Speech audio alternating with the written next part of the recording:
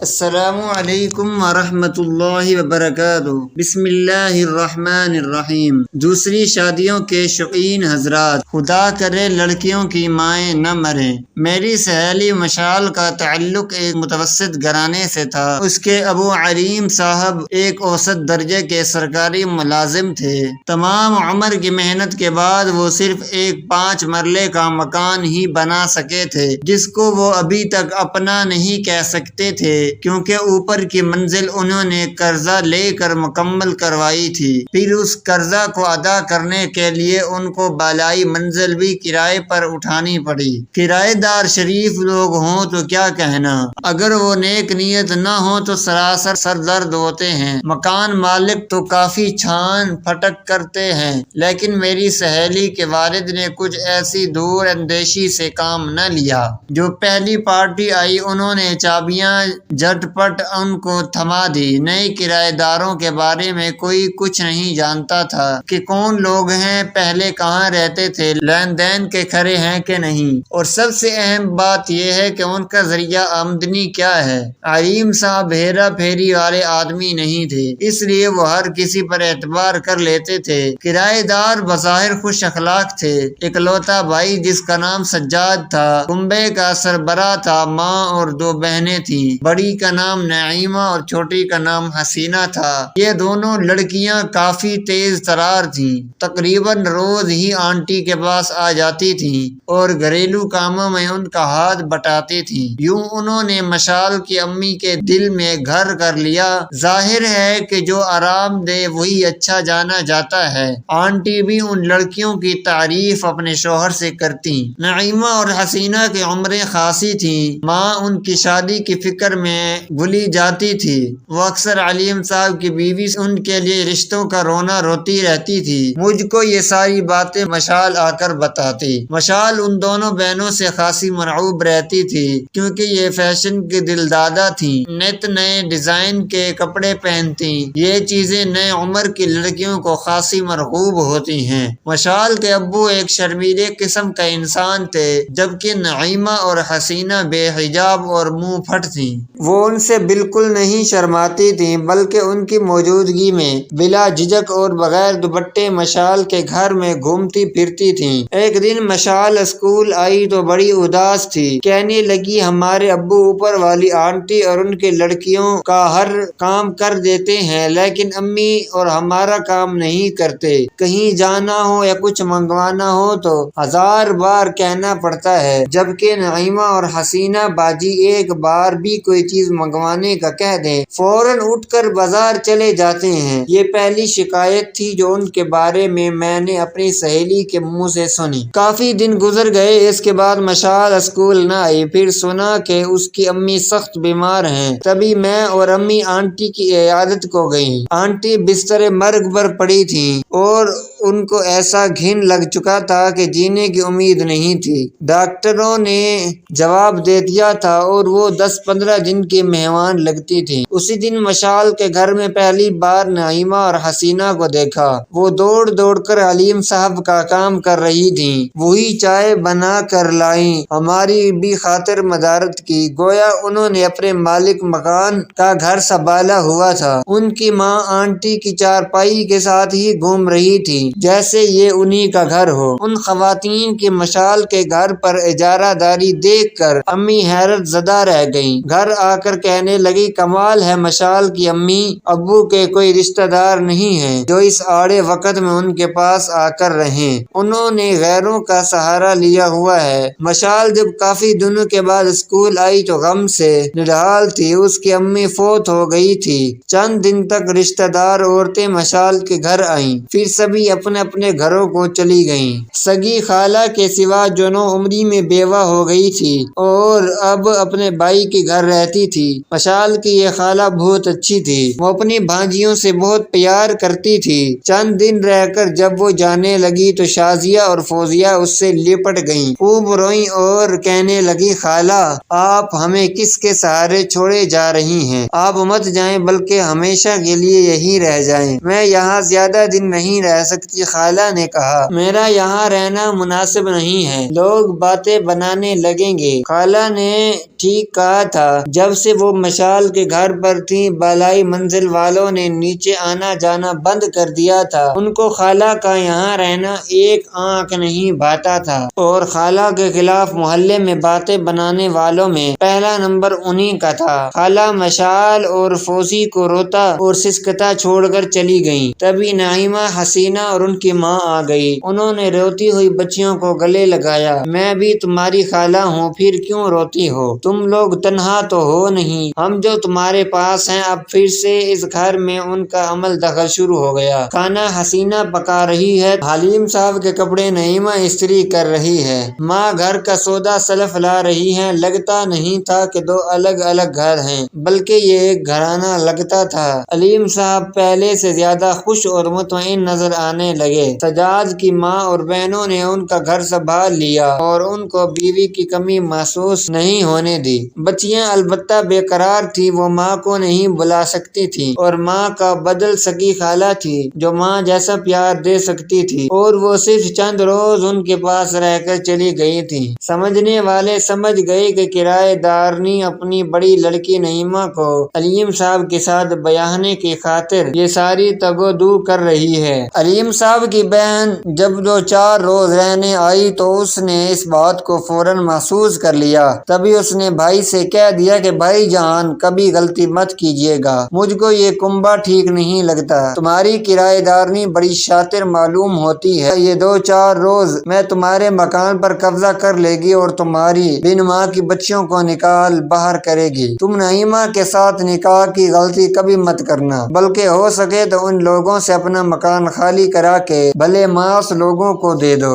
حلیم صاحب کو بہن کی باتیں بہت بری لگیں۔ انہوں نے منہ پر تو کچھ نہیں کہا، مگر دل میں ٹھان لی کہ نکاح نعیمہ سے کرنے میں کوئی حرج نہیں۔ لڑکیاں سلیقہ والی اور ان کی ماں بھی مخلص ہے، یہ لوگ آڑے وقت میں کام آتے رہے ہیں، ایسوں سے ناطہ جوڑنا بہتر ہے۔ اور سب سے بڑی بات یہ ہے کہ شازیہ اور فوزیہ بھی ان سے مانوس ہیں۔ جب یہ بات رشتہ داروں کے علم میں آئی کہ حلیم صاحب اپنے کرایہ دارنی کی بڑی لڑکی سے نکاح کر رہے ہیں تو سارے ہی ان کی جان کو آ گئے۔ پھر چند بڑوں نے نہایت سختی سے دباؤ ڈال کر حلیم صاحب کا نکاح ان کی بیوہ سالی سے کروا دیا، کیونکہ ان کو بچیوں کی خوشی عزیز تھی۔ شازیہ اور فوزیہ بہت خوش تھیں، ان کی خالہ ہمیشہ کے لیے آ گئیں۔ ماں کے مرنے کے بعد پہلی بار ان دونوں بہنوں کے چہروں پر پرسکون اور خوشی دیکھی۔ خالہ نے ماں کی جگہ لی تو ان سے بہت پیار اور شفقت کا برتاؤ کیا، لیکن اوپر کی منزل پر رہنے والوں کو ان کی پرسکون زندگی پسند نہ آئی۔ انہوں نے چپکے سے حلیم صاحب کے کان بھرنا شروع کر دیے، کیونکہ پہلے وہ نیچے آتی رہتی تھیں، اب حلیم صاحب اوپر جانے لگے تھے۔ حلیم صاحب کو جانے کیا ہوا کہ وہ ان لوگوں کی باتوں میں آ کر بیوی کو مارنے لگے، حالانکہ ان جیسے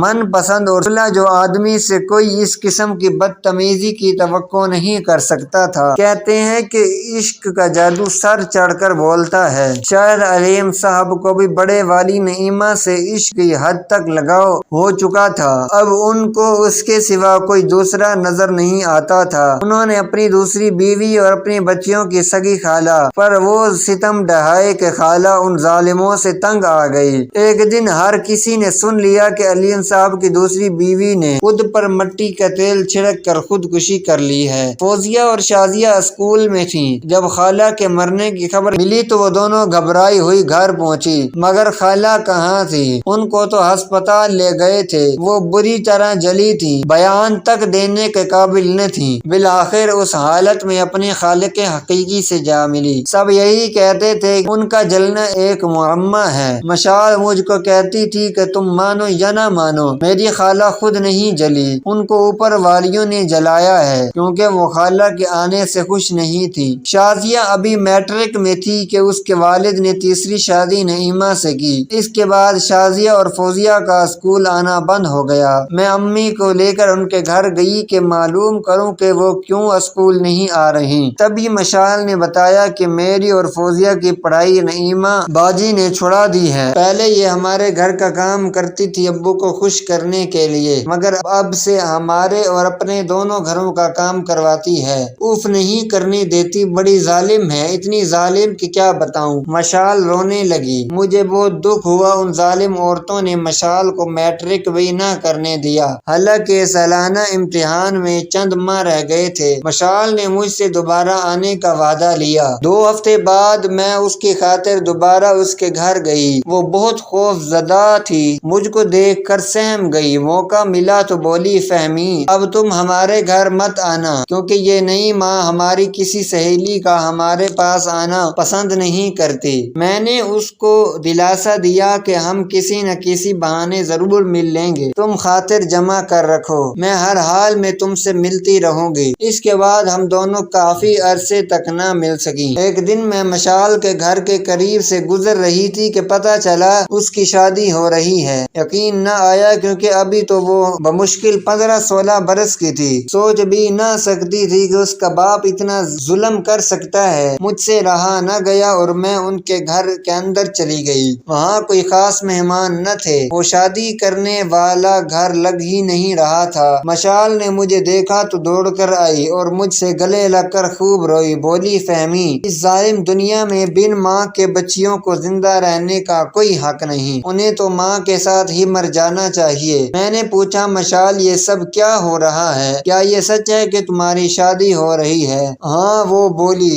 لیکن مجھے تو کوئی مہمان نظر نہیں آ رہا۔ ماں نے صرف اپنے چند رشتے داروں کو ہی بلایا ہے۔ تم نے مجھے نہیں بتایا، کیسے بتاتی؟ ماں نے باہر نکلنے پر پابندی لگا دی ہے۔ کس کے ساتھ شادی ہو رہی ہے؟ نعیمہ کے ماموں کے ساتھ، وہ تو خاصا بڑا ہوگا۔ ہاں، خدا جانے ابو کو کیا ہو گیا ہے، جو یہ لوگ کہتے ہیں وہ کرتے جاتے ہیں۔ کاش میری ماں زندہ ہوتی تو وہ مجھ پر یہ ظلم نہ ہوتا۔ تم بہادر بنو اور اس شادی سے انکار کر دو۔ میں ایسا نہیں کر سکتی، یہ ناممکن ہے۔ تم سوچ بھی نہیں سکتی فہمی کہ یہ لوگ کتنے ظالم ہیں۔ ابو کو تو انہوں نے بالکل اپنی مٹھی میں کر لیا ہے۔ وہ ابھی یہ باتیں کر رہی تھی، کسی نے کہا بارات آ گئی۔ دولہا چند عورتوں اور مردوں کے ساتھ اندر آیا۔ اس کی عمر علیم صاحب سے بھی زیادہ لگ رہی تھی۔ مجھے دولہا کو دیکھ کر حیرت اور افسوس ہوا، اس قدر کہ میں اپنے آپ پر قابو نہ رکھ سکی اور رونے لگی۔ مشال رخصت ہو کر سسرال چلی گئی۔ 2 ماہ کے بعد وہ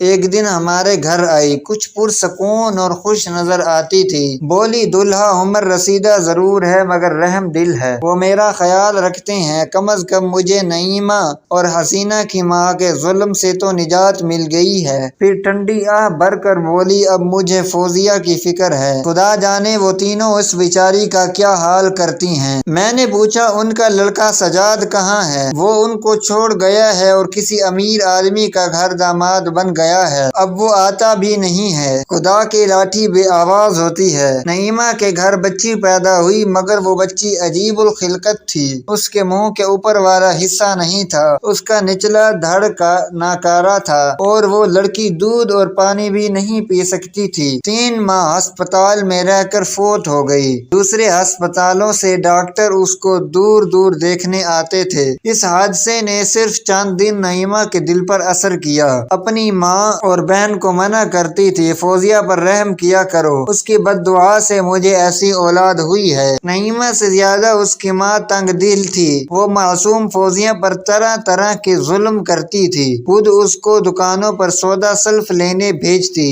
پھر کہتی تو فلاں لڑکے سے ملنے گئی تھی اور فلاں محلے والے لڑکے سے باتیں کر رہی تھی۔ ایسی باتوں پر علیم صاحب اپنی بے گناہ بیٹی کو روئی کی طرح دھنک کر رکھ دیتے تھے، اور وہ یہ بھی نہ سوچتے کہ ممکن ہے یہ بات سچ نہ ہو۔ وہ ہر بات آنکھیں بند کر کے یقین کر لیتے تھے۔ ایک دن ایسے ہی کسی الزام سے خوف زدہ ہو کر فوزیہ گھر سے بھاگ نکلی، کیونکہ اس کی سوتیلی نانی نے کہا تھا کہ آج تیرا باپ آئے گا، میں ایسی بات کہوں گی کہ وہ تجھ کو رسی سے باندھ کر مارے گا اور جان سے ہی مار دے گا۔ تو دیکھنا تو صحیح، جب میں نے تجھ کو صبح کہا تھا کہ میرے کپڑے دھو دے تو نے کیوں نہیں دھوئے؟ صبح وہ بیچاری گھر کے دیگر کاموں میں لگی تھی، اس کو فراغت ملتی تو دھوتی۔ یہ باتیں سن کر خدا جانے کیا فوزیہ کے دماغ پر اثر ہوا کہ گھر کا دروازہ کھول کر بھاگی۔ بڑی بی نے دیکھا کہ لڑکی باہر بھاگی ہے تو وہ بھی اس کے پیچھے بھاگی اور چلانے لگی کہ چھوڑو، پکڑو اسے،